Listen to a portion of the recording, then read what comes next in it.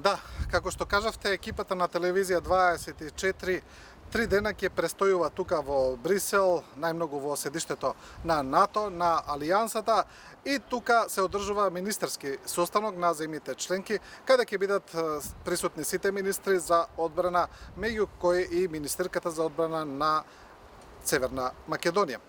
Она што најмногу ќе се разговара на тој министерски состанок се предизвиците пред кои се соочува Алијансата во овој период.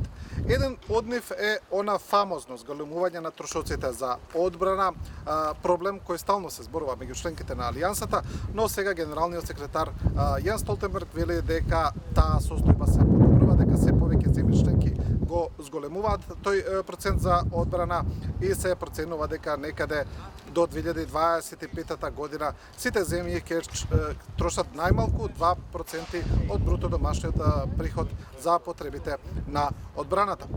Друг главен проблем за кој се зборува тука во НАТО се предизвиците со кои Алијансата се соочува во однос на Русија. Например, Русија го прекршува договорот за наоружување склучен помеѓу во меѓународни води, помеѓу меѓународните организации, помеѓу НАТО, Соединетите американски држави, Русија, и сега НАТО вели дека доколку до следната недела, докога треба да се одржи состанок помеѓу НАТО и Русија за ова прашање, доколку Русија не се подобри, дека ќе има реакции, но не се кажува се уште какви реакции ќе има, и се надеваме дека до крајот на овој состанок, значи до четврток, ќе има и по-конкретни одговори.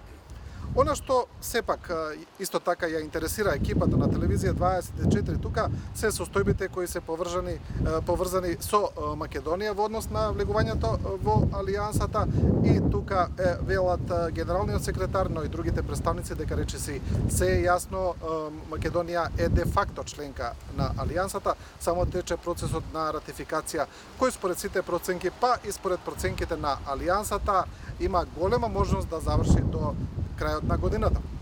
Одиме прво со ставот на американската амбасадорка тука во НАТО, која ја прашавме за тоа кога таа очекува Соединетите американски држави да завршат со нивниот процес на ратификација во американскиот сенат. Таа вели дека постои голема можност тоа да се заврши уште летово. Да ја видиме нејзината изјава. I have talked to the chairman of the Foreign Affairs Committee in the Senate. Разговарав со председателот на одборот во Сенатот и тој верува и се надева дека ова прашање ќе дојде во Сенатот ова лето. На тоа се надеваме, но никогаш не се знае какви други фактори би можеле да се појават пред август. Убедена сум дека ќе го одобриме приемот и ќе го ратификуваме. Сепак времето кога ќе се случи тоа не е прецизирано, но мислам дека тоа ќе се случи летово.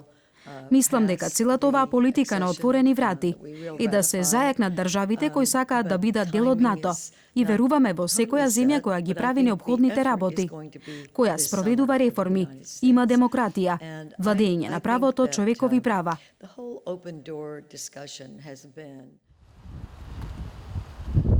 Да, тоа беше американската амбасадорка во НАТО, а генералниот секретар на Алијансата Јенс Столтенберг исто така се надева дека процесот за ратификација на Северна Македонија ќе заврши до крајот на годината. Тој вели дека тоа сепак останува до земјите членки, до нивните парламенти, но проценките се дека овој процес за ратификација за земјава оди прилично брзо, и тој се надева дека тоа ќе заврши до самитот на НАТО во Лондон во декември, кога Македонија постои голема шанса да стане веќе де факто полноправна членка на НАТО.